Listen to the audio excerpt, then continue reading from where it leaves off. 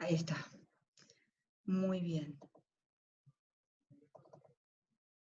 Perfecto, entonces este es el gráfico entonces del diagrama temperatura-salinidad que habíamos visto el otro día, y en la curva gris estaban los valores, el 90% de los valores del agua del océano, ¿no? O sea, un área muy chiquita en este campo tan amplio de salinidades que van desde agua pura, desde 0 hasta 40, y de temperaturas que van desde 30 hasta -2.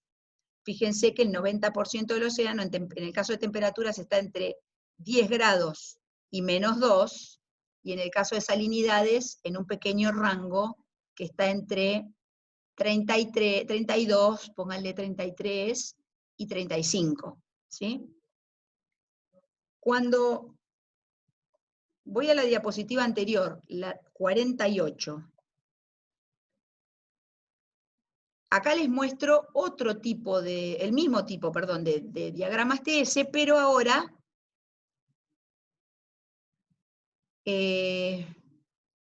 perdón, están en el lado derecho. Los diagramas de espacio TS están en el lado derecho de la figura. ¿Sí? En el lado izquierdo tenemos lo que se llaman perfiles verticales. Los perfiles verticales tienen la temperatura y la salinidad en el eje X y la profundidad en el eje Y. ¿Se ve eso? Profundidad en el eje Y, temperatura y salinidad en el eje X. Entonces, en el primer gráfico, en el primer perfil de temperatura, vamos a ver que hay numeradas con 1, 2 y 3, antes de poner esto, unas curvas, ¿las ven? Numeradas como 1, 2 y 3. Está en rojo, verde y bordó. ¿Se vio eso? ¿Todos lo ven? Sí. En rojo, entonces voy a ver este primer caso. Estas son cosas teóricas, muy teóricas, que son para entender cómo funciona un diagrama TS. Entonces nosotros bajamos el CTD, ese que vieron en las fotos, el instrumento con el que medimos en tiempo real la temperatura, la conductividad eléctrica, y después sacamos salinidad y la presión, y entonces podemos graficar en un perfil vertical cómo es la temperatura. En este caso estamos haciendo una cosa teórica, ¿no? Tengo una columna de agua que en la parte superficial tiene temperaturas de estas del orden, la roja, ¿no? 20 grados, ¿sí? Y en la capa profunda tienen 12 grados. Quiere decir que hay un salto importantísimo, abrupto, bien abrupto, desde 20 hasta 12, un salto de 8 grados, ¿sí? De cuando paso aproximadamente por los 500 metros de profundidad. ¿Se ve eso? Marquen, por favor, la línea esa, alguien con el annotate, la línea esta sería, acá tengo 200 metros, 400 metros, 600, 800, creo que son metros, ¿sí? Y acá, justo donde está la línea punteada, sería, ahí, gracias, serían los 500 metros.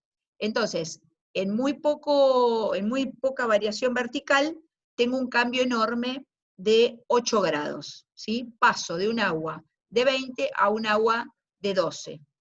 Eso es lo que nosotros técnicamente llamamos la termoclina. La termoclina es la zona de máximo gradiente vertical de temperatura. Si yo miro el gráfico de la derecha, donde está la salinidad, ocurre algo similar, y tengo valores de, fíjense que dice 35, en el eje de las X, que están las salinidades, aumentan hacia la derecha, comienza con 35.8, después se va a 36, es cada punto 2, ¿no? 36, después se va a 36.2 y después se va a 36.4, ¿no? Cada 0,2 tengo un tic. No están muy claros, marcaditos, pero ahí está. ¿Me siguen todos? Estoy en el eje de las salinidades.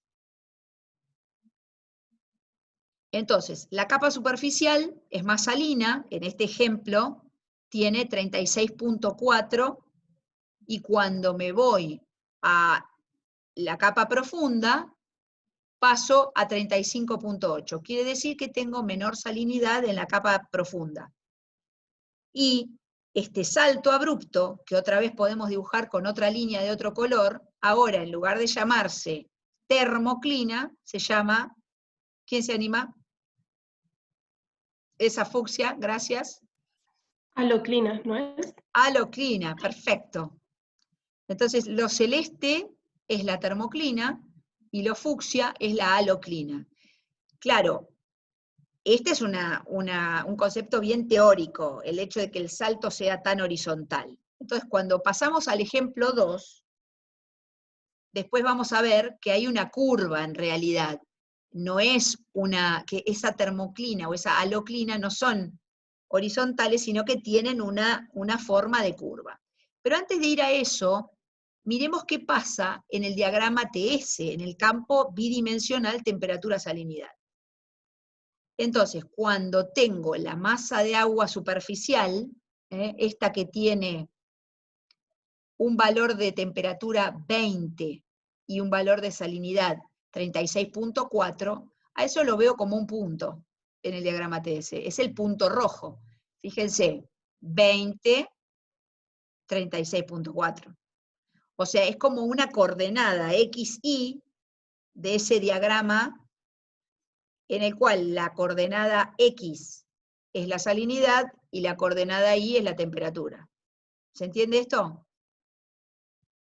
Cuando voy a graficar esto que en el perfil vertical es una recta súper homogénea en temperatura, en la capa profunda tengo 12 grados, así, 12, 12, 12, 12, desde 500 metros hasta los 1000, tengo 12, piensen que esto es teórico, ¿no? Tengo 12 grados y tengo 35.8 de salinidad. Eso es raro en el mar, en el océano verdadero, porque no tengo un valor tan fijo de temperatura y salinidad. Entonces a esto lo llamamos nosotros un tipo de agua. Un tipo de agua es bien teórico. Es difícil encontrar un volumen de agua grande que tenga exactamente la misma temperatura y la misma salinidad. Pero acá para que ustedes entiendan. Entonces, cuando grafico temperatura 12, salinidad 35.8, ¡puc!, tengo este punto violeta acá en el diagrama TS. ¿Eso se entendió? Está claro, ¿no? ¿Qué pasa en el diagrama de la derecha y en el de la izquierda? A ver. Esto está para el otro, para el verde. Entonces, vamos a borrar los grafiquitos. ¿Cómo era para borrar? Quiero. Bien. Y vamos a ver el caso 2. Cuando tenemos el caso 2, ¿qué pasa? Que no pasa el caso. Ahí está. En el caso 2, ya, entonces, cuando no son 2 puntos, sino que es varios valores distintos, cada uno de esos es un puntito, voy haciendo, cada uno de esos es un puntito, ¿no? Lo que tengo a 300 metros, lo que tengo a 400, lo que tengo a 500, a 600, a 700, 800, y resulta que en el diagrama TS, esto que acá es una curva, tanto en temperatura como en salinidad, en el diagrama TS es una recta. Quiere decir que se va pasando, ¿no?, de una masa de agua a otra, de la masa de agua superficial a la masa de agua profunda, a través de una recta. En un diagrama TS, una recta es una mezcla. Es decir, lo que yo les decía el otro día, si yo mezclo este tipo de agua roja con la violeta, la mezcla de esos dos tipos de agua me va a dar una nueva, ¿sí?, que en función de ¿se acuerdan? La curvatura de las isopignas, o sea, de las líneas constantes de densidad que se dibujan en los diagramas TS como fondo, como base para entender cómo va cambiando la densidad a lo largo de los distintos cambios de temperatura y salinidad, pero combinados. Entonces, cuando uno dibuja las isopignas debajo de esto, va entendiendo cómo va cambiando la densidad, y se acuerdan que el cabelling era uno de los efectos de la no linealidad de la ecuación de estado, que hacía que la mezcla de dos tipos de agua que tenían la misma densidad originalmente, porque si yo acá tengo una isopigna que pasa así, que toca a un tipo de agua y al otro, la mezcla que se producía, ¿se acuerdan que era el promedio de las temperaturas? Tenía una temperatura que es el promedio de sus temperaturas originales y una salinidad que es el promedio de sus salinidades originales, pero que debido a esta no linealidad de la ecuación de estado nos iba a dar una densidad un poquito mayor a las originales. Bueno, esto es lo mismo, lo que estamos viendo acá es exactamente lo mismo. Y si estoy siendo densa con esto, por favor, y ya lo entendieron perfecto, me lo dicen y ya lo salteamos. En el caso de ahí se pone inestable otra vez la conexión. Ahora sí, ¿me escuchan bien? Sí, ahora sí. Bien, acá me sale un cartel de medio inestable. Entonces, en el perfil vertical Bordeaux, del ejemplo Bordeaux, tenemos que es mucho más real, ¿no? Es bastante más real, tenemos que la temperatura y la salinidad del cuerpo de agua que está en superficie y del que está en el fondo van variando como más, ¿no? Más lentamente y van teniendo para cada nivel un rango, digamos, un rango de valores de temperatura y salinidad. Entonces cuando lo dibujamos, el de abajo más... Cuando dibujamos el Bordeaux acá, en el gráfico número 3, tenemos la 1, la 2 y la 3. En la 3 va desde, no sé por qué esta parte de 100 metros. Siempre, en un diagrama TS, los valores que tengo arriba, donde empieza el diagrama, son los valores más superficiales. Y los valores que tengo abajo son los valores de las aguas más profundas. Y eso es fácil de acordarse porque como la temperatura la vamos a hacer variar siempre de valores mayores a menores, claro, el agua más fría es la que está más profunda. Entonces ahora vamos a ver otro ejemplo. Un ejemplo todavía más real, que es el de que va cambiando de a poco, como que hay unos escalones en realidad. El salto no es tan abrupto como mostrábamos en el primer ejemplo, sino que hay varios saltos. De hecho, eso ocurre en el océano real, estos escalones, por ejemplo, piensen ustedes, ya van a ver mejor, pero lo que hace durante el día, en un cuerpo de agua, en una columna de agua, durante el día, al mediodía, vamos a ver balance de calor y de masa, pero a través de la superficie, el océano gana calor. El flujo de calor por la superficie es positivo en las horas de sol del mediodía. Entonces el océano se calienta por la superficie.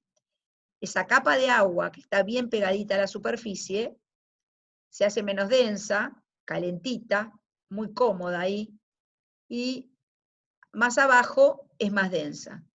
Bueno, de repente hay un viento intenso que lo que produce es mezcla vertical, y esa capita que era inicialmente durante el mediodía más shallow, menos profunda, de menor espesor, se profundiza porque viene el viento y con una cuchara revuelve, como nosotros revolvemos un café.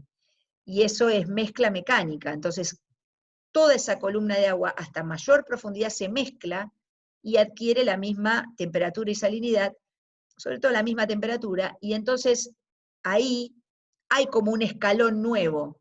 Lo que estaba estratificado en una capita angosta se profundiza. Entonces, estos saltos en la vertical, estos escalones, se van dando, porque hay calentamiento, mezcla por viento, a veces el flujo, el viento mismo también enfría, no solamente mezcla térmicamente, sino que saca calor, y entonces si yo enfrío la parte, la que está cerca de la superficie, lo que estoy haciendo es hacer más densa, ¿no? La estoy enfriando. Entonces también hay una mezcla, pero en vez de ser mecánica, es una mezcla convectiva, es una mezcla por enfriamiento y porque aumenta la densidad en la capa que está en contacto con la atmósfera. Entonces, estos saltitos que tengo acá son más reales que lo que dibujamos en la primer parte. Entonces acá tengo 1, 2 y 3. Fíjense, el ejemplo 1 tiene una temperatura de, 12 grados desde 600 hasta 900 metros de profundidad, después disminuye a cerca de 7, entre 900 y, no sé, 1100 metros, y más abajo es más fría todavía. Entonces tengo una capa roja, una capa verde y una capa azul, en términos de temperatura, y tengo una capa roja, verde y azul en términos de salinidad. ¿Pero qué tiene de particular la salinidad? La salinidad en este ejemplo tiene de particularidad que tiene un mínimo, como a 1000 metros, y después vuelve a aumentar. Entonces, ¿qué ocurre? Si acá, o sea, la temperatura va disminuyendo, pic, pic, pic, de 12 a 7, de 7 a 4. Pero la salinidad no. En este ejemplo la salinidad es de 36.6 en superficie, en la capa esa entre 900 y 1100 metros tiene 34, y cuando me voy a 36.5, perdón, y cuando me voy a más profundo que 1100 metros, tengo una salinidad mayor que la que tenía en 1000, o en el entorno de 1000, pero menor que la que tenía en superficie. Bueno, entonces, cuando represento en el diagrama TS esta masa de agua, o este tipo de agua en este caso, que tiene temperatura 12 y salinidad 36,6, es este punto rojo. Cuando represento la verde, tienes temperatura 7 y salinidad 34, tengo este punto verde. Y cuando represento el último tipo de agua, que tiene 36.5 y temperaturas del orden de 4 grados, tengo este punto violeta. ¿Sí? Entonces ya ese punto rojo representa un rango de profundidades, el punto verde otro rango, y el punto violeta de 1100 a 1400. Cuando en el gráfico de la derecha no hago más que unir eso, y esto sería la mezcla, finalmente, entre cómo paso, digamos, en el océano real, entre el agua roja de la superficie al agua de 1000 metros de profundidad, que es verde, al agua de 1100, 1400 metros, que es violeta. ¿Cómo paso en un diagrama TS? A través de rectas. La mezcla es a través de rectas. Pero en realidad lo que ocurre no es eso tan discreto, pac, pac, pac, sino que es un pasaje más. Siempre en la naturaleza las cosas son, no son tan, ¿no?, tan discretas, no es, el cambio no es tan brusco, siempre es como más suave el cambio. Entonces, ese cambio más suave está representado por la curva verde o la curva Bordeaux. Ahí, ¿sí? La verde serían las rectas, cosa que es más poco común en la naturaleza, y lo más común en la naturaleza sería que el TS fuese una curva. De hecho, tiene partes curvas el TS. Bueno, me gustaría hacer esto un poco más interactivo para que no se duerman y que me dijeran a ver qué les parece esto. Prendan los micrófonos y háblenme un poco ustedes. ¿Qué les parece esto? ¿Entendieron todo? ¿Tienen alguna cuestión para decir? Voy a parar voy a tratar de verlos.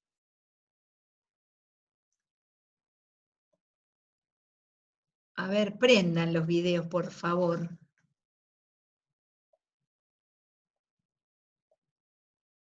A ver, les voy a decir yo. Hola, Cecilia. Hola. A ver, yo les voy a decir quién. Flor Vázquez. A ver si está Flor Vázquez. No, si hay alguien en pijama o tiene los pelos muy parados, no pretendemos hacer que se muestren en cámaras. Pueden prender el micrófono nomás, porque sabemos que estas cosas pueden pasar. Hola. Hola, Flor. No tengo cámara, dice quién dice. Ah, Gonzalo. No está grabando, pero está. Bueno, Flor, ¿qué te parece esto que vimos? ¿Es fácil? ¿Ya está entendido? Sí, lo entendí mejor ahora entendí mejor los gráficos TS ahora con esta última diapositiva que vimos. Bueno, genial. Lo importante después, esta es muy teórica, ¿sí? Esta diapositiva es muy teórica. Después les vamos a mostrar, o ustedes ya deben haber visto, o podemos ver, yo les voy a mostrar diagramas TS reales, ¿no? Del océano real. Pero bueno, esta es importante para que ustedes entiendan que una masa de agua, después vamos a ver, está caracterizada por un rango de temperaturas y salinidades, y que en el diagrama TS después todo va siendo una curva, y que un diagrama TS, ahora vamos a ver, es muy característico de un determinado lugar. Es como si fuese la huella digital, así como hay masas de agua, pues las masas de agua se representan en un diagrama TS. Gracias, Flor. A ver, ¿a quién más puedo molestar? A ver, prepárense, porque se viene cualquier... A ver, hay mucho cartelito verde. El verde me llama la atención porque... Naranja. A ver, Federico Lilo. ¿Estás por ahí? Otra vez, Federico, si estás en pijama o sin... Solamente para escucharles la voz por lo menos, y el que tenga ganas de prender el video,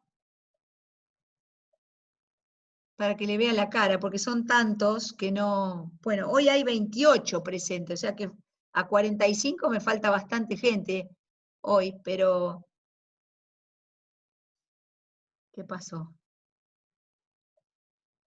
¿Quién dije? Ah, Federico, Federico Lilo. ¿Estás? Ahí escribió en el chat que no sabe cómo hablar. No sé Por ahí no cómo tiene hablar eso. micrófono, no sé. Ah, bueno, Yo, dale, a ver, Federico, decime por el chat.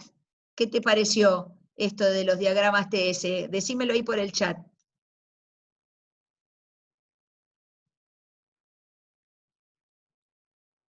Me detengo en esto, chicos, porque primero que me parece que es importante que no solamente nosotros nos pongamos de este lado y demos clases, sino que ustedes también, ¿no? Yo me estoy nutriendo bastante con las clases de Zoom de mi hija, que tiene 15 años y está en el secundario, y con las clases de Zoom de otro sobrinito, que también, que va a un colegio bastante top, de acá desde donde vivo yo de Florida, que se llama Florida Day School, y los hacen participar mucho, ¿no? Son chicos más chicos, claramente, pero es que si uno no se engancha un poco, estar del otro lado escuchando durante 2 horas a alguien que habla, ya llega un momento que te cansa, ¿no? Así que vayan preparándose en los días, en las clases subsiguientes para hablar cada vez más conmigo. Y pónganse lindos todos, porque les voy a hacer prender los videos. Encárguense de que como yo acá, que tengan un fondo lindo, mira, cualquier cosa en el fondo. Ya hice lo posible por poner un fondo lindo y no me resultó esto de la... Hay que poner el cartel ese verde que cambia de color todo por igual y no consigo un pizarrón verde tan grande. Pero bueno, tenemos que practicar todo eso. Bueno, ¿alguien que quiera decir algo? ¿Qué dijo Federico? A ver, dijo, a ver, voy a leer esto. Lo entendí bastante mejor. Bien. Sí, de fondo una playa. Sí, sí, ahora vamos a, miren, vamos. Muy bien. Entonces,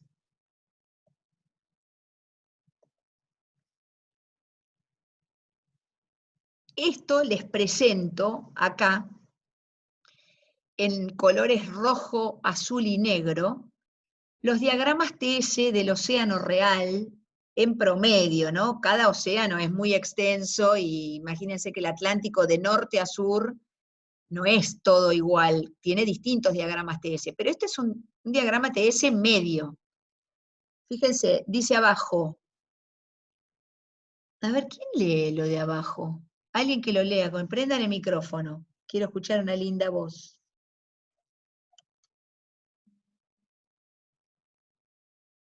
Son muy vergonzosos todos. Cecilia Villegas, que te veo ahí con los auriculares. Dale, léeme el figure caption del diagrama TS, porfis. No te oigo, tenés que poner el micrófono. ¿Me escucha? Ahí sí, perfecto. Dale. Bueno, porque de fondo pueden escuchar Sí, por eso te juegos de elegí a vos. Fortnite y cosas así. Sí, por eso te elegí a vos, porque por ahí sale alguien cantando con la guitarra, dale. Bueno, es un diagrama TS de los 3 océanos obtenidos mediante el promedio de temperaturas en grados centígrados y salinidades sobre niveles horizontales. Las líneas negras finas representan isopinas sigma T entre 24 y 28 kilogramos sobre metro cúbico. Y nótense las diferencias entre las cuencas que son producidas por las diferencias de los balances de calor y agua a través de la superficie del mar. Los datos empleados son de Levitus, disponibles en el siguiente link. Muchas gracias, Cecilia. Genial. Por favor. Entonces, como bien leyó Cecilia, las tres curvas, ¿sí? Las tres curvas representan claramente diferencias entre las tres cuencas oceánicas, entre el Pacífico, el Índico y el Atlántico. Ahora díganme ustedes, ¿cuál es el océano más salado? Y si alguien no levanta la mano, voy a empezar a señalar, para ponerlos nerviosos. El Atlántico sería. Perfecto, ¿cómo sabes eso? Porque la curva negra, que es la correspondiente al océano Atlántico, está asociada a salinidades, bueno, ahí me lo sacaste, Pero, por perdón, encima de los 35. quise hacer otra cosa y hice el lío. Ahí está. Por encima de 35 se ven la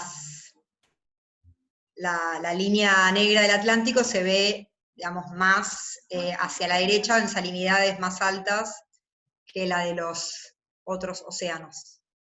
Perfecto. Quiere decir, estoy buscando acá quería buscar esto para dibujar, ¿no? Esta curva, o alguien que dibuje por mí, esta curva negra de la derecha está claramente más a la derecha que las otras, por lo tanto, ¿no? En promedio tiene salinidades mayores. Toda la curva del Atlántico está más a la derecha que las otras dos, ¿no? Ahora, si yo tomo el océano, gracias Cecilia, excelente, si yo tomo ahora el océano Pacífico, ¿qué puedo decir si tengo que responder a la pregunta cuál es o mejor dicho, decirlo ustedes, ¿no? En términos de, ¿cómo lo describirían al océano Pacífico? En términos de salinidad. Si lo comparamos con los otros dos.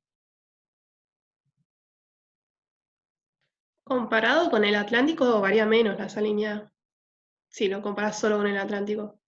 Como que es un poco más. Varía menos quiere decir que tiene una amplitud menor, por ejemplo, que acá es muy alta la salinidad y acá es muy baja en el Atlántico, y esto tiene como valores máximo y mínimo menor, está metido en un rango menor de salinidades.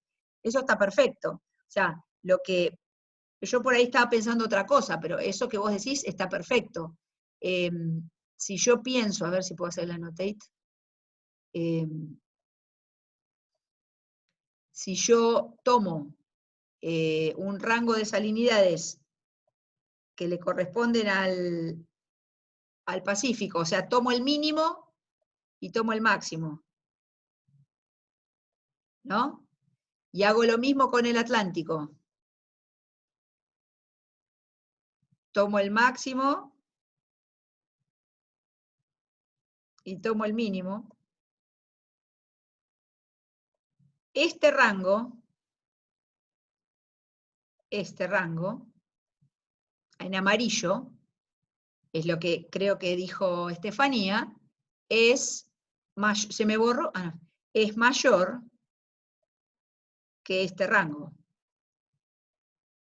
en términos de salinidad. O sea que la amplitud o el rango de variación de salinidades del Océano Pacífico es menor que el rango de variación de la salinidad en el Atlántico. Está perfecto. Está muy bien. ¿Todos están de acuerdo con eso? Ahora, mi pregunta es, ¿cómo puedo describir al Océano Pacífico en términos de su salinidad si lo comparo con los otros dos océanos y voy a digamos, qué palabra o qué adjetivo puedo utilizar para decir, si yo les hago estos de llenar el espacio en blanco, ¿no? Como las oraciones en inglés, con los ejercicios esos de inglés, tenés que llenar el blanco. El Océano Pacífico es que el Atlántico y el Índico. ¿Qué pondrían en el Escribieron en el chat menos salado. Bien, es menos salado. Podría haber puesto más diluido. O podría haber puesto, ¿no? Bueno, esa es la pregunta, un poco, es menos salado, ¿no? Es menos salado que los otros dos. O se dice, normalmente en oceanografía, también en términos de su relación con la precipitación, los regímenes de precipitación y evaporación, que el océano Atlántico es una cuenca de evaporación, justamente las salinidades son mayores porque la evaporación, ¿se acuerdan esa variable E menos P, ¿no? Evaporación menos precipitación, que decíamos que iba en combinación, o sea, las variaciones de la variable E menos P se daban en combinación con las de la salinidad. Bueno, cuando uno relaciona quién gana, la evaporación o la precipitación, en esa variable E menos P, el océano Atlántico gana la evaporación y en el Pacífico gana la precipitación. O sea, por eso dice acá que, y lo vamos a ver en la clase que viene, que las diferencias entre las cuencas son producidas por las diferencias en los balances de calor y masa, de calor y agua. El balance de agua es llueve más, llueve menos. ¿Quién gana? E menos P. Ese es el balance de masa o el balance de agua.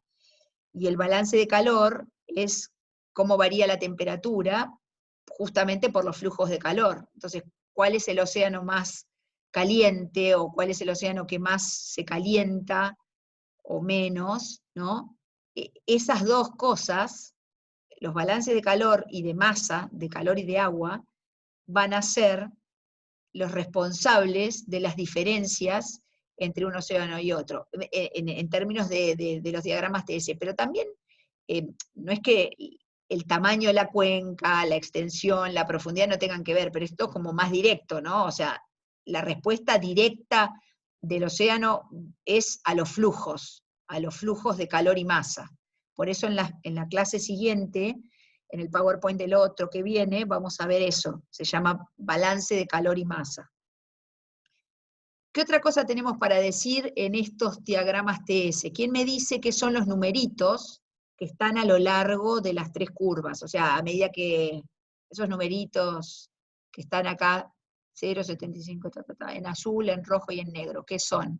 Acá voy a ver el chat, si es que puedo, veo que hay gente que está escribiendo. Es la profundidad, profe.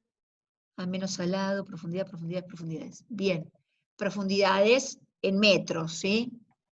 Que era lo que yo les decía, la parte alta de la curva, este es el campo, digamos, TS, el campo bidimensional temperatura-salinidad. Y el diagrama es, tal océano tiene, o la curva, el diagrama TS sería la curva esta, la azul, la roja y la negra.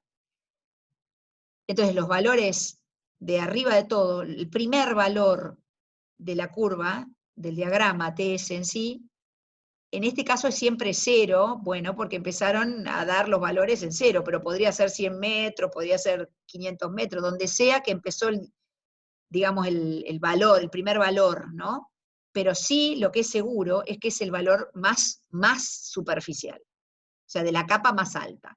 Y el último es el valor más profundo que el diagrama, que el CTD midió. Por ejemplo, pónganle que eso no pasa nunca, pero un CTD se baja, por ejemplo, y no tenemos normalmente los valores de superficie de 0 metros como está acá. ¿Por qué? Y bueno, porque el océano en superficie está muy mezclado, el CTD se mueve mucho cuando hay olas, lo que fuese, entonces normalmente se baja a 10 metros de profundidad para que no sufra riesgos el equipamiento, y después, de a poquito, cuando se estabiliza un poco, se sube el CTD, el instrumento se sube, pero nunca llega al pelo de agua, nunca tenemos valores de 0. Generalmente los archivos de CTD comienzan en 5 metros, 3 metros, nunca está el valor de 0, porque el CTD se baja a 10 metros para que esté seguro y luego se sube lo más cerquita de la superficie posible, pero no siempre se lo puede subir a 0 metros. Entonces, muy probablemente el primer valor de un CTD sea, qué sé yo, 3 o 5 metros de superficie. Y después, cuando se lo lleva hasta el fondo, bueno, por supuesto, no todas las estaciones oceanográficas se hacen hasta el fondo del mar, 6.000 metros. Si yo tengo una estación en la plataforma, que como bien habíamos dicho al principio de las clases, alguien por ahí dijo que tenía la plataforma en profundidades menores que 200 metros, bueno, entonces el diagrama TS llegará hasta acá. Un diagrama TS que llega hasta 200 metros tiene dos opciones. O fue un CTD que bajó hasta el fondo en plataforma, o fue un CTD que bajó hasta 200 metros en un lugar profundo de 6.000 metros, pero que por algún motivo lo sacaste el equipamiento a superficie de nuevo. ¿Se entiende? ¿Sí? ¿O hice un lío? ¿Se entendió? Romina, decime, que estás hablando, pero no te escucho porque está el micrófono. Romina, ¿vos me estabas hablando o no? A ver, acá hay un chat. Sí se entiende, bien. Bueno, por otro lado tenemos las curvas finitas, que son las isopignas. Acá entre paréntesis dice sigma t. Vamos a ver entonces, fíjense, sigma t de 24 a 28. ¿Cuál es cuál? No está escrito cuál es 24 y cuál es 28, ni tampoco cada cuánto están.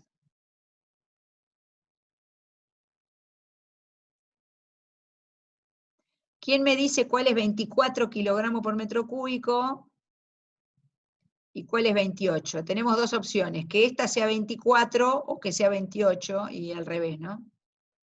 El que graficaron en rosa, ¿cuál es? ¿24 o 28? ¿Y cómo lo saben? Alguien que prenda el micrófono y me lo diga. Es el de 24, el que está en rosa, ¿Por qué? porque es menos denso al estar a mayor temperatura y tener menor salinidad. Perfecto. O Y sea por el que, contrario, la otra tiene mayor valores de salinidad y menores temperaturas, así que es más densa. perfecta la respuesta. ¿Quién sos? Daniela, Daniela, eso. Cuando participen y digan algo, díganme su nombre, así más o menos voy escuchando y les voy conociendo las voces. Perfecto, Daniela. Entonces, 24, ¿y cada cuánto están? cada uno, digamos. Perfecto. 24, 25, 26, 27, 28. ¿Sí? Ahí están poniéndole los números. ¿Quién está poniendo los números azules tan lindos? Estefanía, muy bien. Los otros no son menos lindos, porque los pusieron a mano, ¿cómo se llama? Con el pulso, entonces cuesta más. Están muy lindos también, 24 y 28 en colores violetas y fucsias. ¿Eso quién los puso? ¿Daniela? No, yo no escribí. Ah, ¿quién puso los números estos que están muy bien? Yo, Milena, puse el 28. Bien, excelente. Ahí están poniendo algo, un nombre. Me gusta esto. Un nombre, Santi. Santi, genial. Gracias, Santi. Muy bien. ¿Se entendió esto? Entonces, este es un diagrama TS con el cual podemos reconocer distintas masas de agua, ¿sí? Ahora les quiero decir una cosa más.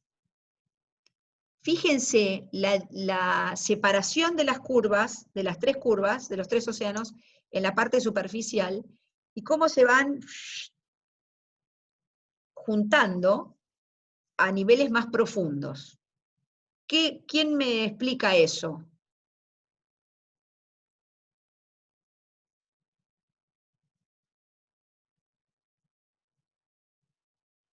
¿Puede tener que ver con la evaporación en superficie?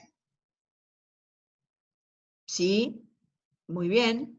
Estos flujos estos balances de calor y sal, o calor y agua, perdón, ocurren en la superficie, en la interacción con la atmósfera. Entonces, y además, el viento también, que es un forzante muy importante para el océano, que dijimos que es el que genera mecanismo de mezcla turbulenta, está en contacto con la atmósfera en la parte superficial. O sea que lo más variable siempre de los diagramas TS va a estar en la superficie. La capa superficial es la más variable. Y después las capas profundas son mucho más estables, mucho más homogéneas en términos de temperatura y salinidad y densidad también.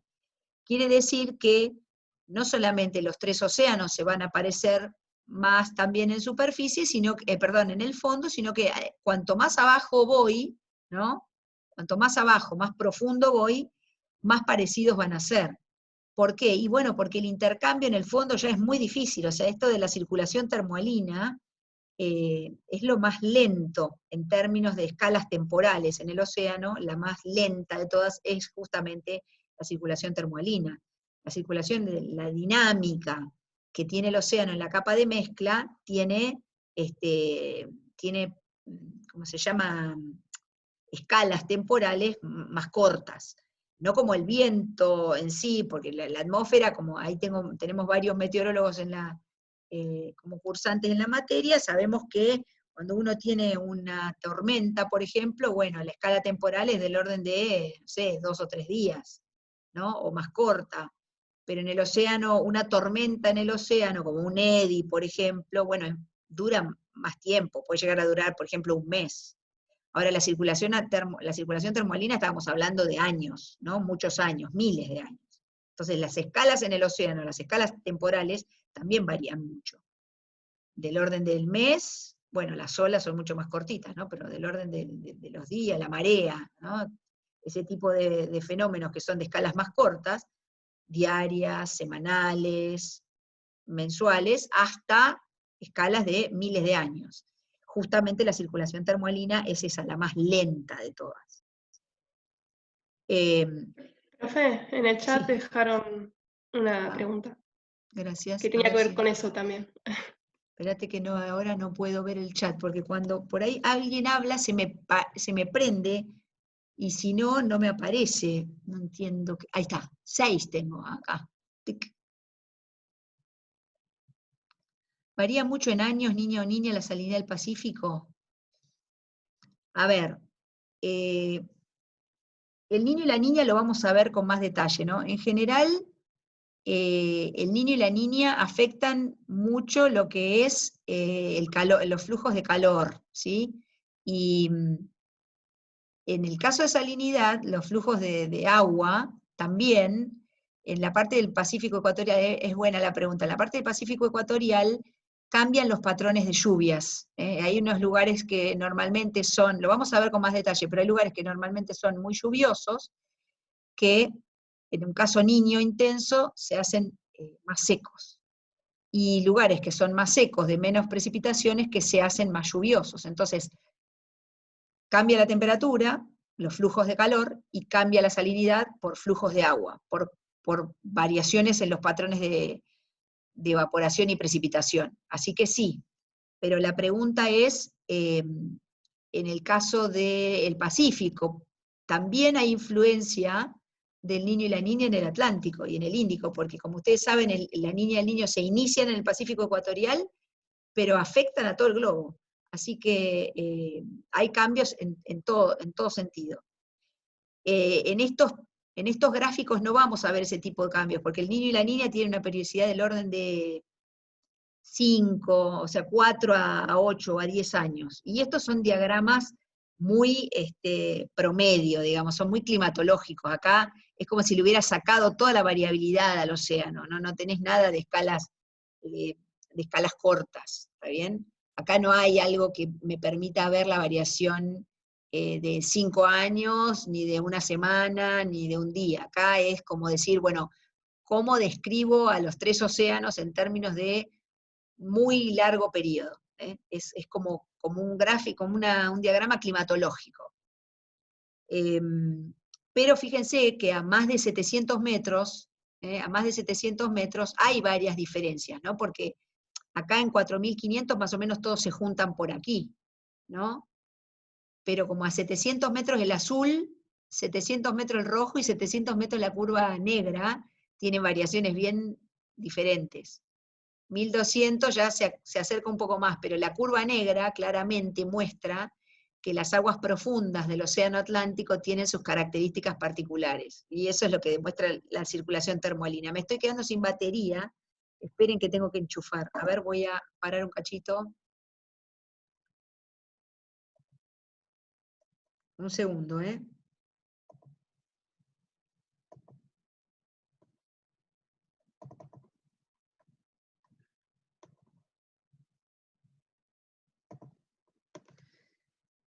Bueno, genial.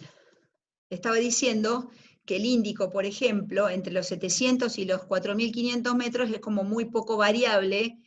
El Pacífico es como que aumenta la salinidad bastante entre 700 y el fondo, o 5.000 metros, o 4.500 metros, y el Atlántico tiene dos particularidades muy notorias, que son un mínimo y un máximo, un mínimo de salinidad y un máximo de salinidad, ¿sí? Relativo, ¿no? Porque este máximo no tiene nada que hacer con el máximo de superficie de los 75 metros, pero sí, recuerden que entonces los diagramas TS del Atlántico, en la parte profunda, entre los 700 y los 1.200 metros, tienen un mínimo de salinidad a esa profundidad, y entre los 1.200 y los 2.000, entre los 1.000 y 2.000, digamos, tienen un máximo relativo de salinidad. Y esto, yo les cuento ahora, anticipadamente, que son justamente las aguas de formación, que se forman en superficie, son aguas de fondo, o aguas profundas, que llegan a estos distintos niveles justamente debido a la densidad que tienen, ¿no? El agua de fondo, el agua profunda del Atlántico Norte tiene un máximo relativo, por eso la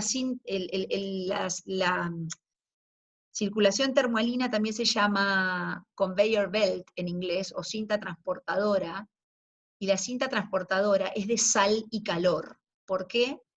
Justamente porque en términos relativos, el agua profunda del Atlántico Norte transporta agua que es más salina que la que tiene encima y la que tiene por debajo. ¿Ven? Este máximo hace que ahí haya como un agua en sándwich, ¿no? Que tiene más salinidad que la que tiene en la capa superior y más salinidad que la que tiene en la capa inferior, y en el caso del agua intermedia, que sería acá, entre 700 y 1.000, hay un mínimo de salinidad. Entonces, esta es más fría, perdón, tiene una temperatura un poquito mayor, perdón, relativamente, y esta tiene menores temperaturas, pero mayores salinidades. Entonces, son como señales que en los diagramas TS luego se ven, ¿no? Y uno dice, ah, mira, acá está el agua profunda. Es como que vas encontrando la huella digital de las masas de agua en la columna, ¿no? Verticalmente. Pero vamos a ir viendo eso en diagramas TS específicos de cada lugar. Por ejemplo, ahora pasamos a ver uno de la zona nuestra. Por fin. Bueno. A la izquierda tenemos lo que es un perfil vertical, como los que habíamos visto en los diagramas teóricos. ¿Sí? Entonces veo cómo varía la salinidad en naranja, la temperatura potencial, tita, en azul, y la densidad, en este caso sigma, porque ya le resté los 1.000, ¿no? Densidad como ρ, acuérdense que le llamamos a la que tiene 1.000. Cuando le resto 1024.5 o 1025, le resto 1.000 y eso se llama sigma. Y a tita, acuérdense, llamamos como temperatura potencial porque le saqué el efecto del cambio de temperatura debido a la presión. Lo vamos a ver un poquito de nuevo, eso lo vamos a repasar. Así que esta columna de agua es del orden, en superficie tiene 22 grados, no, perdón, esta es la salinidad de la naranja, ¿no? ¿Cuánto tiene? 20, ¿esto es cada cuánto? La temperatura, 2, 4, 6, 8. Un poquito más de, no, cualquier cosa dije. 1, 2, 3, 4, 5, 1. 24 con algo, ¿no? 24 con algo de temperatura, la curva azul. De salinidad tiene un valor, vamos acá arriba, 36.6 en superficie, después un poquito más abajo, tiene más, como que tiene una intrusión de agua más salada en la capita superficial, y después baja, baja, baja, y tengo un mínimo de salinidad, como a 1.000 metros, y tengo una panza con un máximo relativo de salinidad, que empieza a aumentar acá como a casi 2.000 metros, ¿lo ven? Entonces, ese mínimo y ese máximo son los que yo les mostraba en en el diagrama TS característico o medio del Atlántico.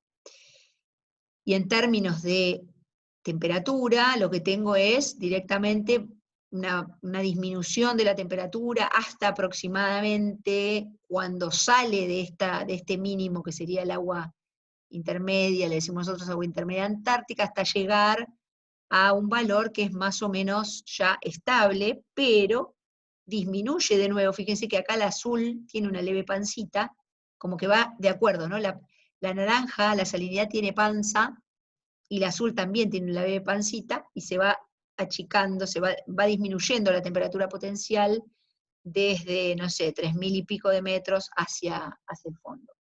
Cuando miro esto como un diagrama TS, estoy haciendo esto, lo que veíamos acá. Estoy pasando del perfil vertical al diagrama TS.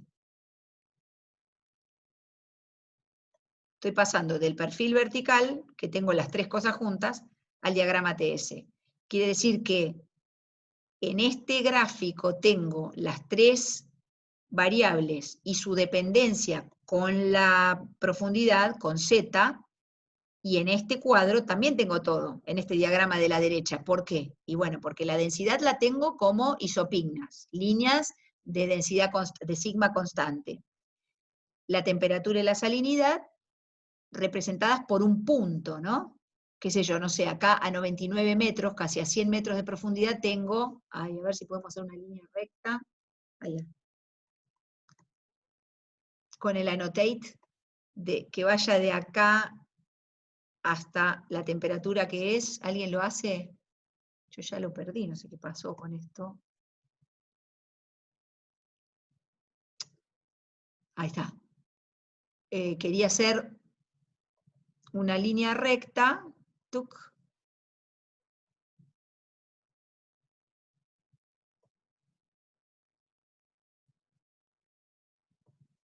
Bueno, qué mala soy para hacer líneas rectas. Ahí está. Temperaturas de 21, 22 grados, acá, ¿no? A 100 metros.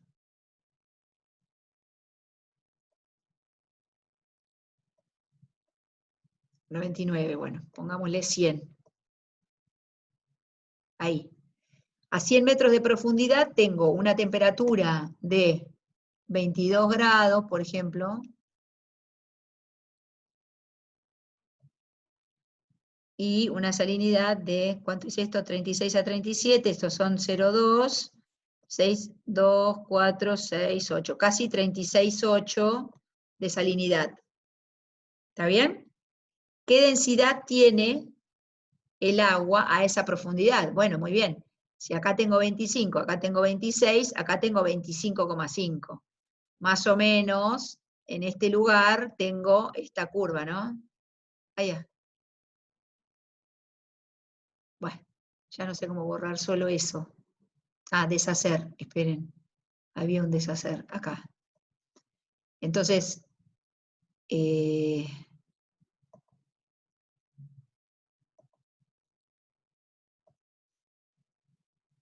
esta, ¡uy, qué horrible me quedó! Esa isopigna es de 25,5. ¿Están de acuerdo? Quiere decir que tengo todo esto, porque tengo la temperatura, la salinidad, la profundidad y la densidad. En los dos gráficos tengo todo. Pero lo que tiene de grandioso el diagrama TS es que podemos ver cómo se combinan, ¿no?, las variables temperatura, salinidad y densidad en términos, así en la vertical, y en términos de cómo es la orientación del diagrama TS relativo a cómo cruza las isopignas. Fíjense, yo voy a decir una cosa. Si nosotros caminamos por estas isopignas sin cruzarlas, vamos como a lo largo de una superficie isopígnica.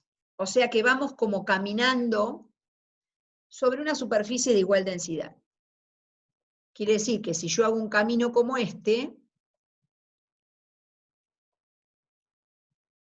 por ahí, ¿no? Voy todo por acá, me mantengo, o sobre una de las líneas negras, me mantengo a densidad constante. ¿Sí? Pero si yo hago un camino como este, y cruzo las isopignas, rápidamente me estoy moviendo de agua menos densa, en este caso así como lo hice, de agua menos densa a agua más densa. Cuando yo en un diagrama TS puedo analizar eso, digo, ah, bueno, a ver, acá, en este tramo, acá mejor dicho, en este tramo de superficie hasta 50 metros, el diagrama TS cruza las isopignas casi en forma perpendicular. Mientras que, voy a ver un lugar acá, por ejemplo.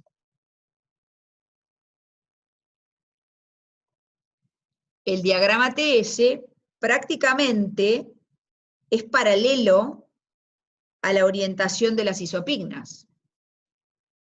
No es lo mismo. No es lo mismo.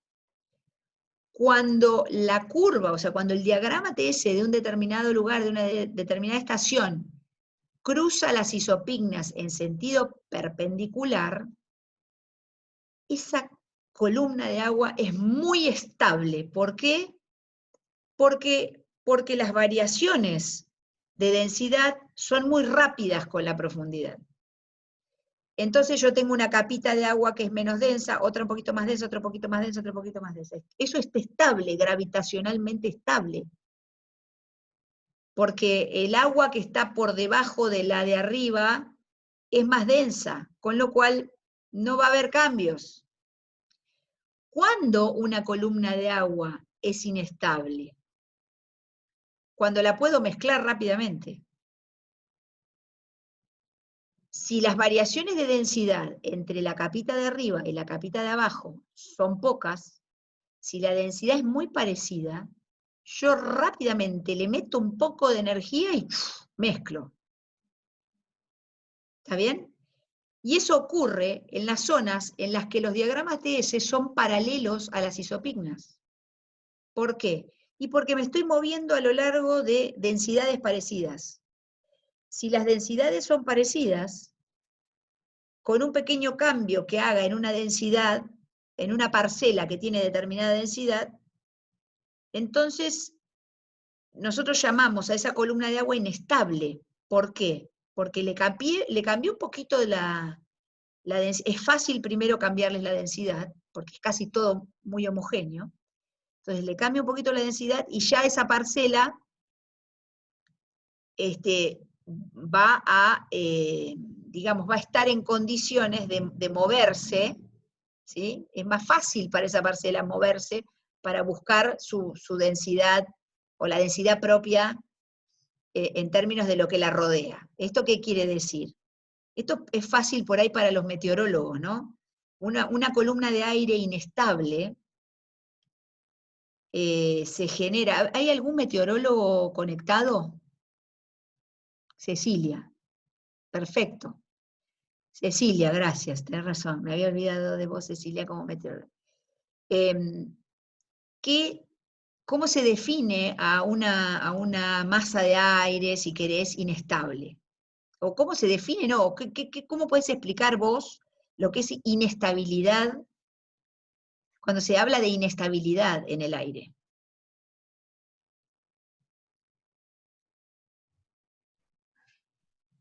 Y si no la respondo bien, ¿me sacan el título? No, para nada, no porque yo no soy meteoróloga, así que me parece que es un concepto que... No, a mí lo que me parece interesante es como, nosotros tenemos un gráfico similar a este para explicar el desarrollo de, digamos, de las condiciones de la atmósfera en altura, en vez de en profundidad, en altura. Igual esto es otro tipo de diagrama, pero hay una capa muy estable que se suele dar en los días de mucho enfriamiento, cuando no tenemos nubes, cuando no hay viento, donde donde el perfil de temperatura va digamos, de muy frío, tiene como una inversión térmica, como en espejo a lo que pasa en la capa estable que vos estabas señalando, en este máximo gradiente que hay acá, en la parte, digamos, más superficial. En los Acá, primeros metros de la atmósfera lo que ocurre es que muchas veces se dan capas muy estables cuando hay una inversión térmica muy pronunciada. Cuando esa capa se va invirtiendo, es decir, cuando ese perfil va, digamos, de temperaturas más frías a más cálidas, el perfil es más inestable. No sé si se entiende. En general, Bueno, la inestabilidad de la atmósfera está asociada a condiciones de, digamos, de más temperatura, pero también de más humedad. Bueno, no sé en ese caso cómo... bueno, pero Tiene que ver con una masa de aire inestable, tiende a seguir ascendiendo y a seguir formando convección y nubosidad. En cambio, una masa de aire estable es una masa que vuelve a su posición de equilibrio, su posición inicial, por lo tanto deja de ascender y puede formar nubosidad más estratificada, más estratos, más lo que se llama nubosidad más chatita. es exactamente igual. Digamos, el concepto de estabilidad e inestabilidad en la columna de agua genera bastante complicación en esta materia para que lo entiendan. Y para los meteorólogos tiene que ser fácil porque el concepto es muy similar. ¿Por qué digo esto? Porque estable implica que está estratificada y no hay convección, ¿no? Está estratificada. Entonces, no tiende a la convección. Justamente, si vos movés una parcela de agua, que en una columna de agua muy estable, ¿no? Vos movés una parcela de agua a otro nivel y lo que intenta es mantener la estabilidad. Ahora, cuando vos tenés una columna de agua inestable, vos la movés y se queda donde la moviste. No intenta mantener esa estabilidad, o sea, no intenta ir a mantenerse en su lugar o a su nivel, sino que se queda donde la moviste. ¿Por qué? Y porque justamente la densidad del medio, la densidad es tan parecida que vos la movés y se queda ahí. Ahora, ¿por qué yo creo, después de muchos años de dar estabilidad e inestabilidad, por qué yo creo que esto genera conflicto en el entendimiento? Por cómo se llama. Estable para nosotros es no movimiento. O sea, vos decís, listo, es estable, tiende a quedarse ahí. Inestable, vos decís, uy, la palabra inestable te genera una sensación de que se mueve, es inestable, ¿viste? Vos te haces así, te movés, eso es inestable. Si vos tenés inestabilidad, difícilmente te podés quedar, o sea, te movés, ¿no? Eso es lo que genera la palabra estable e inestable. Ahora, en la definición de estabilidad, una parcela de agua es estable cuando vos la movés y como está a otra densidad, intenta volver a su lugar. Está estratificado. Vos tenés una capa acá, en 50 metros de profundidad. Tenés una capa que tiene más densidad, ¿no? Tiene 25,2, qué sé yo. Y en superficie tenés una capa que tiene una densidad, un sigma de, no sé, 20, ¿qué sería esto? 24,8. Entonces yo esta parcela de agua la muevo más arriba, la llevo a un entorno de menor densidad, y esa parcela de agua intenta bajar otra vez, porque es más densa que el medio que la rodea, por lo tanto busca la estabilidad, o sea, lo que quiere hacer es mantenerse en el lugar donde estaba, pero para mantenerse en el lugar donde estaba tiene que bajar. Y el hecho de que haya movimiento a nosotros nos perturba, porque la definición es, eso es estable. Estable es querer volver a tu profundidad, a la profundidad, a la que la densidad que te rodea es la misma que la tuya. ¿Sí? Y eso es una columna de agua estable. Una columna de agua inestable es una columna de agua donde vos, si moviste la parcela de agua que estaba a 27, la movés un poco, no, 27 no, perdón, era 26,5 acá, la movés un poquito más arriba, a 26,4, la tipa se quedó ahí, no se movió. Pero ¿cómo? Si estamos diciendo que es inestable, ¿cómo que no se movió? Bueno, la densidad, es tan poquita la variación, esa zona es inestable, porque por más que vos la muevas, la parcela no va a tender a bajar o subir para buscar la profundidad de su densidad, porque es todo parecido, porque es muy homogéneo esa zona. Entonces, a eso, la definición de eso es inestabilidad. Y la palabra inestabilidad está asociada para nosotros a movimiento, ¿está bien? Entonces, cuando vean la definición de estable e inestable, acuérdense de lo que les estoy diciendo, porque todos, alguna vez yo también, nos confundimos con eso. No sé si en la atmósfera se entiende esto que estoy diciendo, tal vez no da así. Pero en el agua de mar, o por lo menos en las definiciones que hacemos de estabilidad e inestabilidad, entonces, en un diagrama TS, ¿cómo se ve la estabilidad y la inestabilidad? Bueno, es estable si el diagrama TS cruza las isopignas de manera perpendicular, y es inestable, tiende a la mezcla, cuando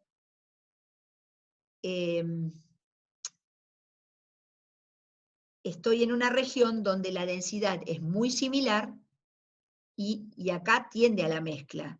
Pero en la definición, esta zona que parece una recta, esto es un punto, esto es otro punto. Acá, ¿se acuerdan cuando decíamos, bueno, tipo de agua? Bueno, tengo este tipo de agua. A ver si puedo. Tengo este tipo de agua acá. Y acá tengo este tipo de agua. ¿Cómo se conectan? Bueno, a través de una recta. Ahí. A través de una recta. Se conectan a través de una recta. Esa recta, como veíamos en las diapositivas anteriores, es la mezcla. ¿Y qué densidad tiene que tener el agua de acá? Y bueno, ¿o qué temperatura? Tiene que tener la temperatura promedio entre esta de acá y la salinidad promedio entre esta de acá y esta. Y eso es lo que voy a tener en algún punto intermedio de esta recta. ¿Sí? Por lo tanto, toda esta zona, donde el diagrama TS es bastante parecido, digamos, a una recta, o bueno, más o menos, esta zona de ahí es la zona donde el agua está mezclada. Ahora, el concepto de estabilidad dice, una parcela de agua es estable cuando moviéndola diabáticamente hacia otro nivel, es estable cuando moviéndola diabáticamente hacia otro nivel quiere volver a su posición inicial. Vuelve a su posición inicial. Esa es la definición de estabilidad. Entonces, bueno, por eso yo se los digo, porque cuando lo vean en los ¿cómo se llama? En las prácticas, ese concepto siempre volvemos a que confunde. Se los anticipo, después lo van a retomar y se van a dar cuenta de lo que les estoy diciendo. ¿Sí? ¿Alguien quiere preguntar algo con respecto a esto? Son 5:20, están muertos ustedes ya. En el chat dejaron una pregunta. A ver, gracias, Steffi. ¿Qué pasa acá? Ah, 2 preguntas. Pero, che, se me va donde tengo la lucecita del...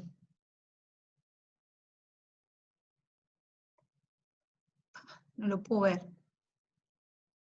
No sé en qué Si lugar de la... apretás Alt H aparece. ¿Cómo aprieto? Alt H. Alt H, gracias. Alt H. No me da bolilla. Esperen.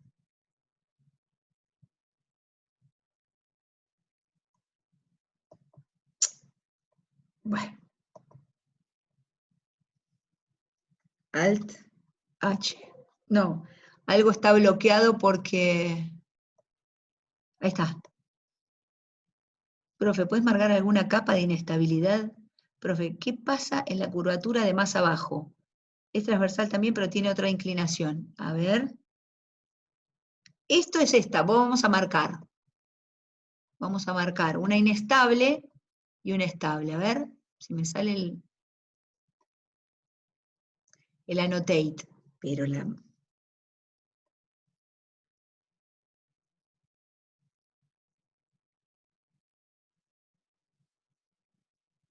Sí, no estoy grabando. No sé, yo no me fijo mucho, así que no sé cómo. Ah, sí, ahora lo puse a grabar de nuevo, porque como no me salía lo de la annotate, ya había parado. Y me olvidé después. Bueno, Gracias por avisar. Entonces,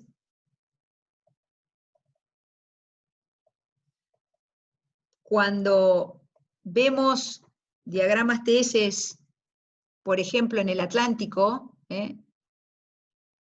esto es a 25 grados oeste, o sea, con una transecta que va de norte a sur, muestra en puntos azules la región del Atlántico Norte, 15 grados norte, en puntos rojos la región entre 15 norte y 15 sur, y en puntos verdes la región en latitudes que son hasta 15 grados, ¿no? Menores que 15, o sea que estoy como en una banda ecuatorial, si quieren. Y lo que les quiero mostrar acá es justamente eso, ¿no? Cómo van variando los diagramas TS. Bueno, hay algunos que, no están unidos con líneas. Si uno uniera cada estación, bueno, verían un diagrama TS continuo, pero acá, básicamente, si uno quiere hacer un TS con líneas,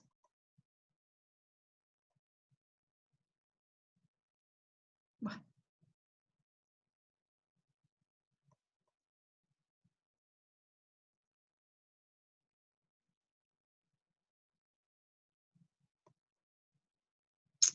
no, ahí está.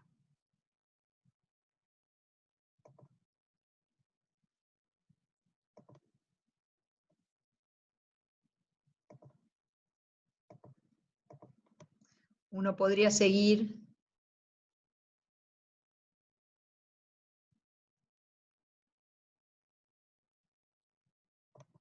y ese sería un diagrama TS. Otro sería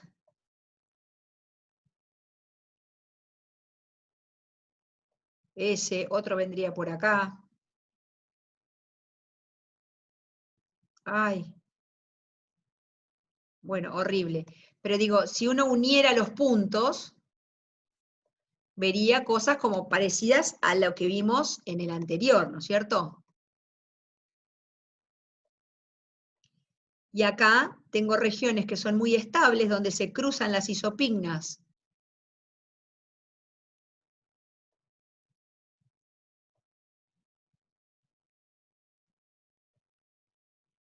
¿No?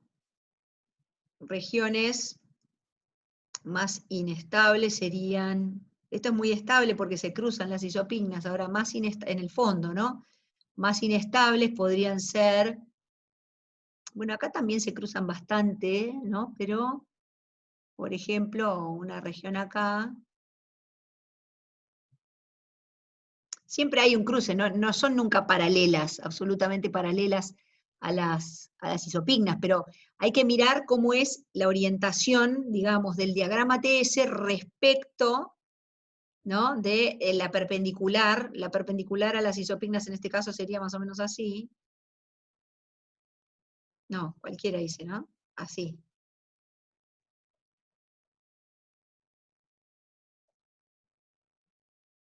Entonces estaríamos analizando este ángulo, ¿no? Y acá, si la perpendicular es así,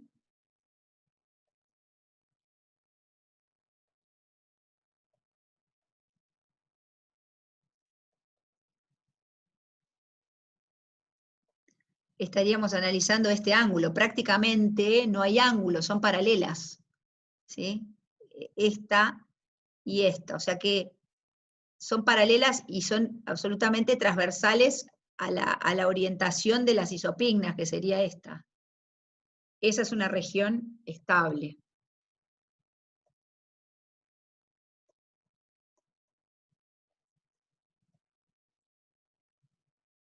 A esto me refería flujo boyante, estabilidad y flujo boyante. Ahora es la definición, ¿no? ¿Cómo se define estabilidad? ¿Cómo se calcula este parámetro de estabilidad? Como producto entre la variación de densidad respecto de z, o sea, cómo varía, ese sería el gradiente vertical de densidad, multiplicado por la inversa de la densidad. y eso con un signo negativo. Dice, una buena aproximación para desplazamientos verticales grandes en decenas de metros es ese parámetro estabilidad, donde sigma sub n es la anomalía de densidad calculada a la presión media del intervalo de desplazamiento vertical. Quiere decir que si yo me desplazo, no sé, 500 metros, como decíamos hoy, ese delta z son 500 metros, bueno, podremos calcular la estabilidad. Ustedes pueden hacer las cuentas y contarme para la próxima cuál sería el valor del parámetro de estabilidad para los ejemplos que hicimos, ¿no? Para este de 500 metros entre 1000 y 1500, creo que era, o para este de superficie entre 2 metros y 50 metros. Entonces ahí puedo poner el delta Z, cuánto varió la densidad, y con este sería el cambio de densidad, y esta densidad sería la densidad media de la columna de agua, ¿no?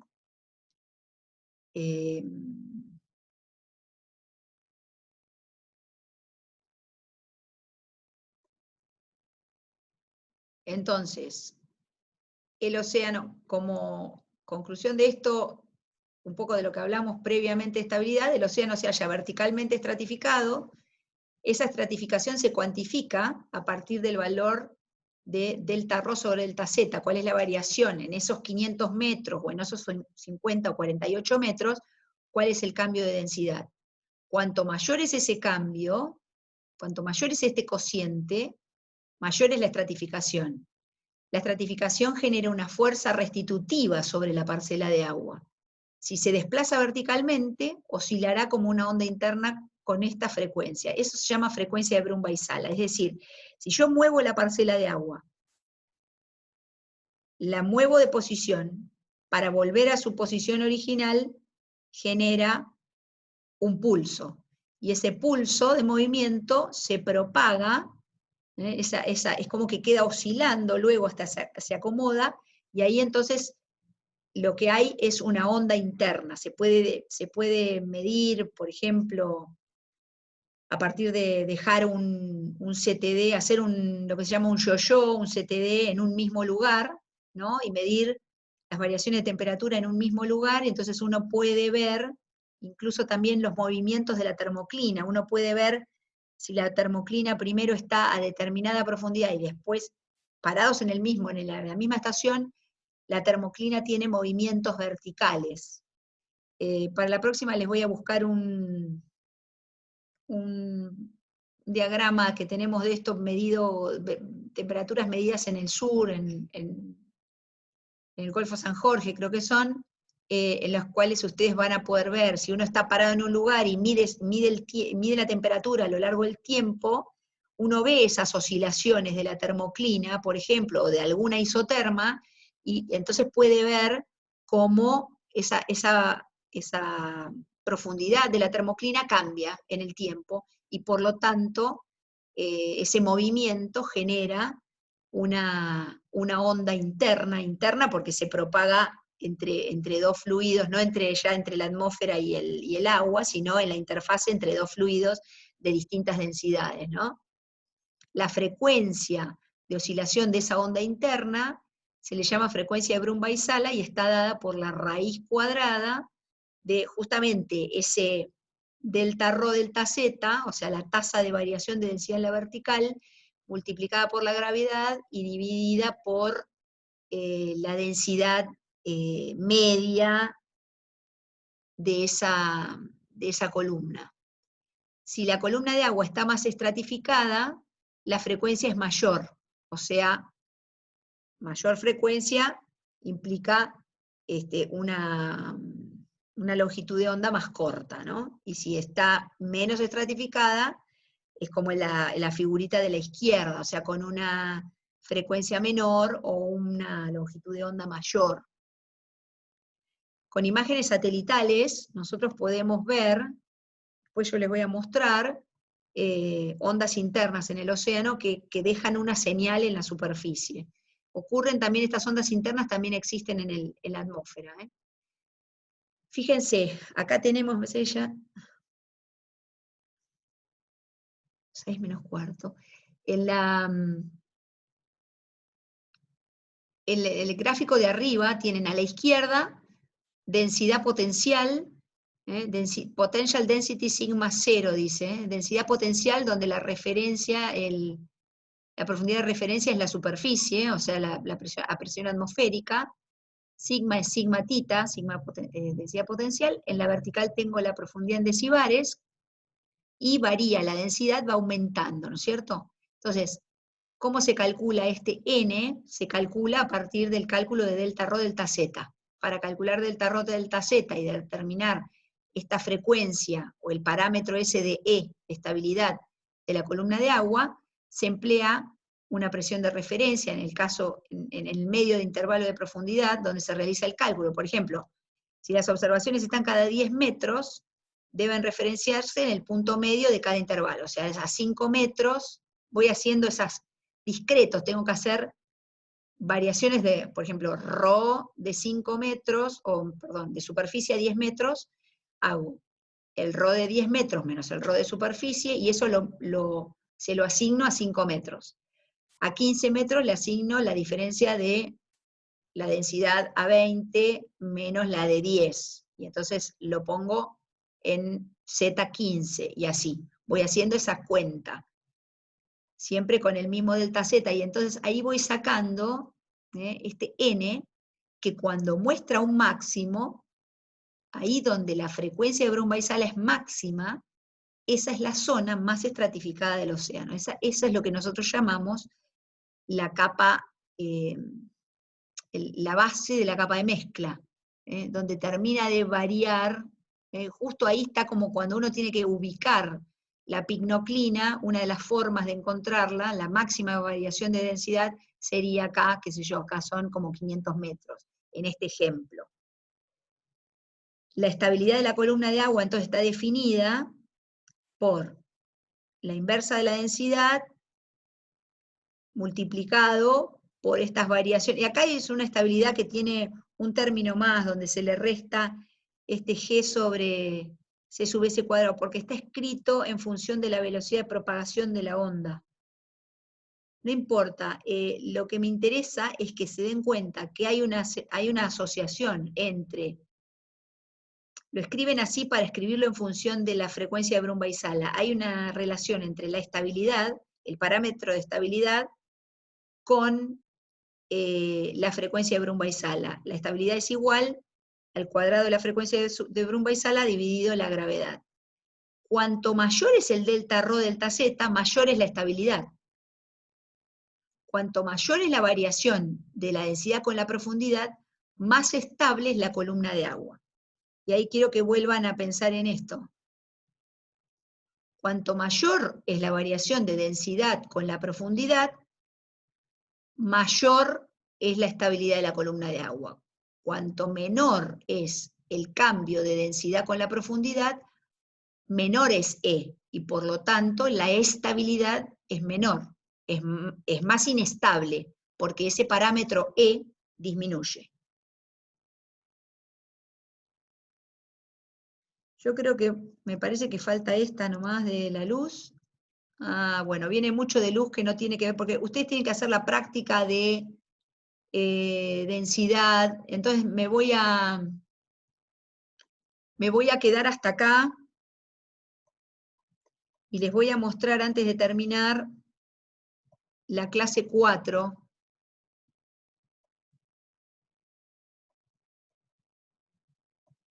para que vean que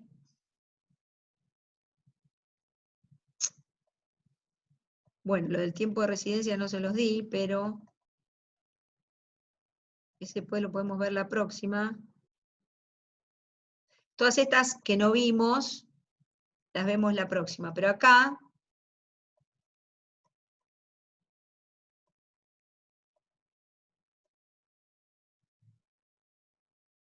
en esta de 4 densidad tenemos todo lo que ya vimos antes, ¿sí?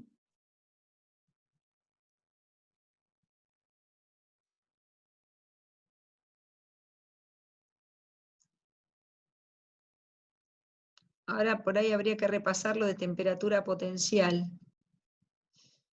densidad potencial, esto ya lo vimos el otro día, esto es lo que vimos recién, esto es lo que vimos recién.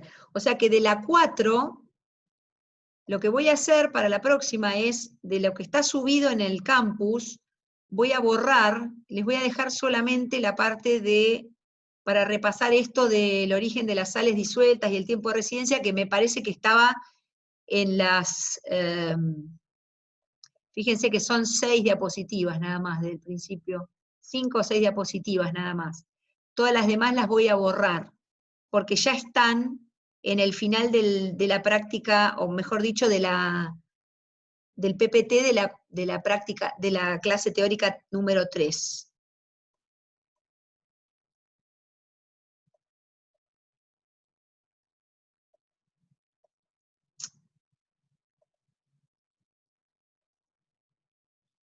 ¿Se entendió eso? Voy a dejar en el PowerPoint 4, en vez de dejar todo lo que está repetido, que eso lo tendría que haber hecho si hubiera mirado un poco la clase antes de darles, voy a borrar todas las diapositivas que ya están en la 3, porque ya las vimos. Y entonces ustedes se bajan la 4 ya cortada, solamente con esas 4 o 5 diapositivas, y vamos a ver entonces esas poquitas que faltaron, y la parte de luz, de las propiedades me falta la parte de la luz, cómo penetra la luz en el mar, hasta dónde llega, cómo penetran los distintos colores, porque no es lo mismo la penetración del azul, del rojo, del verde, las distintas longitudes de onda tienen distinta penetración, y eso es importante que lo vean, sobre todo para los biólogos también es muy importante, para todos, pero a los biólogos que estudian mucho la parte de la luz como fuente de energía para el fitoplancton, es importante entender estos conceptos si es que ya no los vieron en algún momento en las clases de ellos. Un segundo que les muestro entonces lo que sería eso.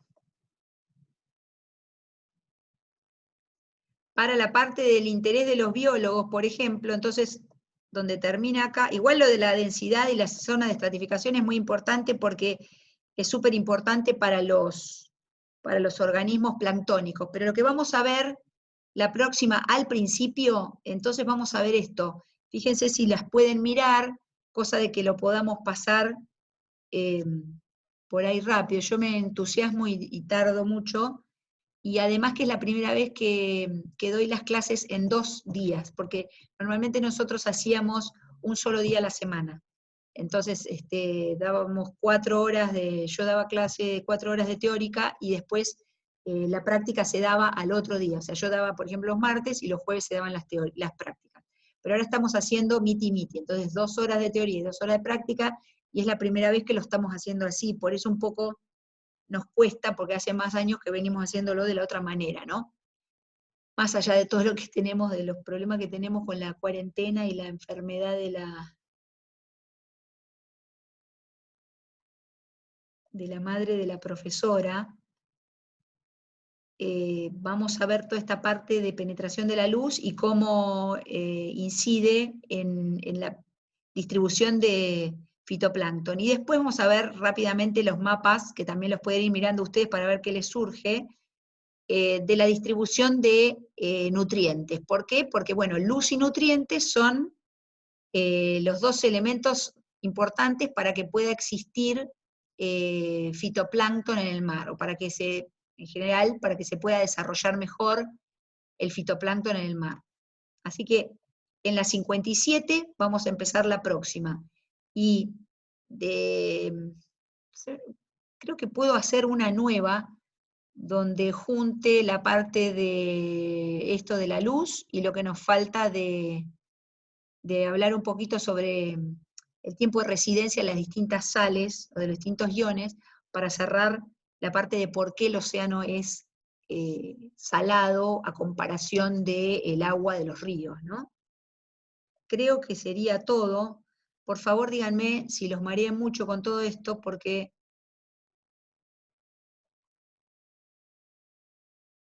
A ver, díganme ustedes, voy a parar acá. Antes de terminar, quiero abrir los micrófonos por si se marearon con esto de la organización.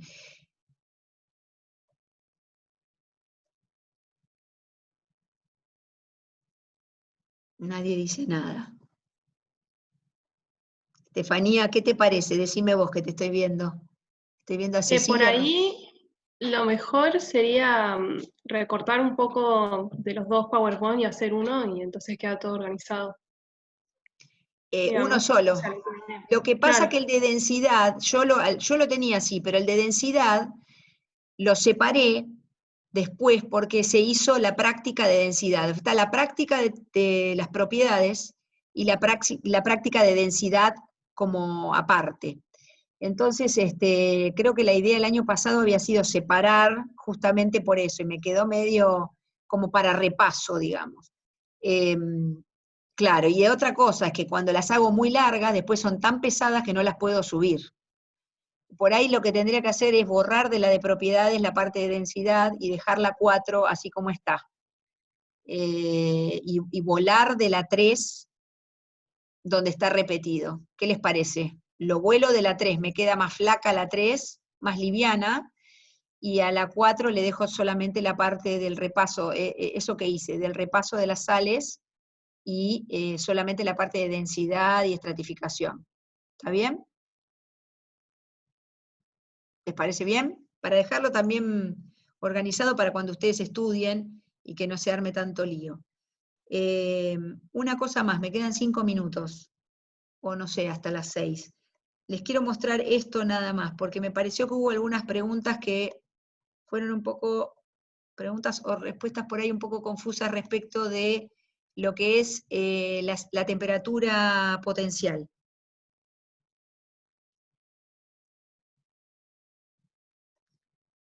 La definición de temperatura potencial es la temperatura que tendría una parcela de agua si fuese movida diabáticamente, o sea, sin intercambiar calor o mezcla en el camino, y se emplea la letra tita, ¿sí? Muy bien. Fíjense, la temperatura corregida o la temperatura que llamamos tita, temperatura potencial, es siempre menor que la temperatura común, digamos.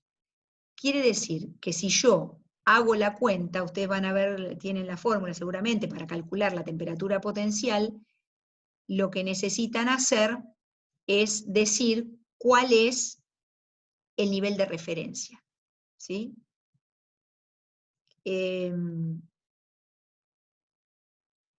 Entonces, perdón, el nivel al que van a corregir. Entonces ustedes están, por ejemplo, a 9.000 metros, bueno, ¿cuál es la temperatura común, digamos, a 9.000 metros? Se bajó el CTD, o vamos a 7.000. A 7.000 metros el CTD marcó una temperatura de 2 grados, perfecto. ¿Cuánto es la temperatura potencial? Bueno, es entre 1,2, yo no tengo acá para hacer la cuenta, pero ustedes pueden practicarlo. Esto hay una, no sé si se lo dieron los chicos, hay una calculadora en el sitio de Matías Tomczak, en la cual ustedes pueden online meterle valores, ¿no? Entonces tienen que darle a qué profundidad. Entonces tienen la temperatura medida por el CTD, la temperatura común, y le dicen, bueno, a ver, a 7.000 metros, calculame la temperatura potencial. Entonces la temperatura potencial siempre va a ser menor, porque el efecto de la presión en la temperatura es aumentarla. Ahora bien, ¿qué hago si la corrijo?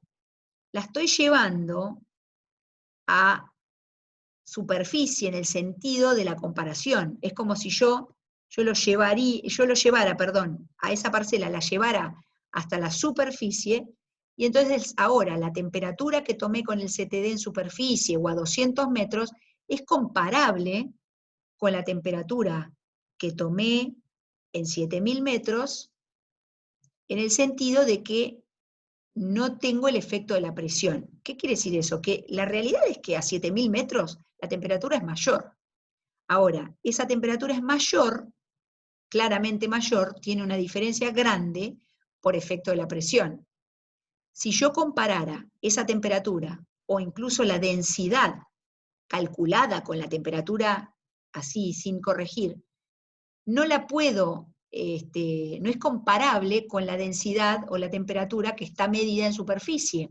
Entonces lo que hacemos es corregir por presión, y eso nos está permitiendo comparar los valores como si fuesen todos a la misma presión. Ahora, ¿qué presión? Bueno, esa presión la tengo que definir.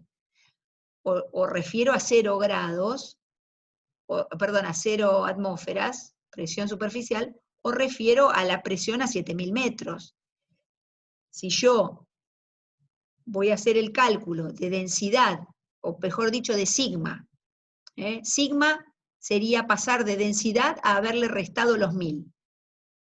Si yo le resto 1000, ya estoy hablando de sigma. Ahora, cuando le pongo un 2 o un 3, si yo pongo sigma sub 3, eso quiere decir que mi nivel de referencia es 3000 metros.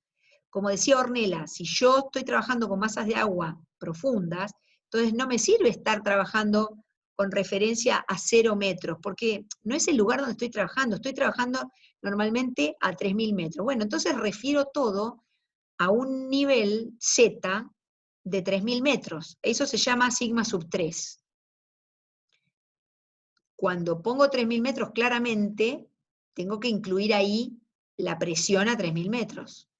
¿Se entiende?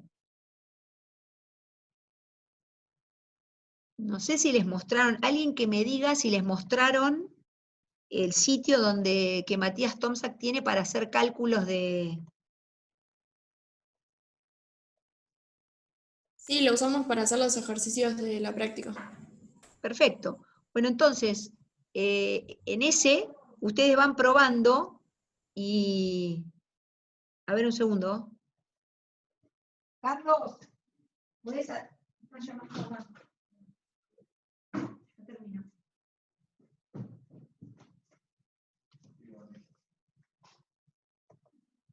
En ese sitio pueden hacer cuentas y probar y darse cuenta de cómo siempre la temperatura potencial es menor que la temperatura común, por supuesto, y la diferencia entre las dos es mucho más grande cuanto mayor es la profundidad.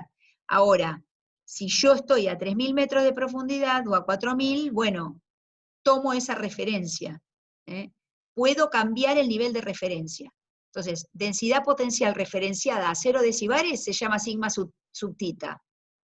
Si le pongo otro número, si es sigma sub 2, sigma sub 3, ese 2 es 2000 metros, ese 3 es 3000 metros. Cambié el nivel de referencia. Eso es lo que les quería aclarar por algunas preguntas que aparecieron en el foro, creo que fueron de Gonzalo, ¿no?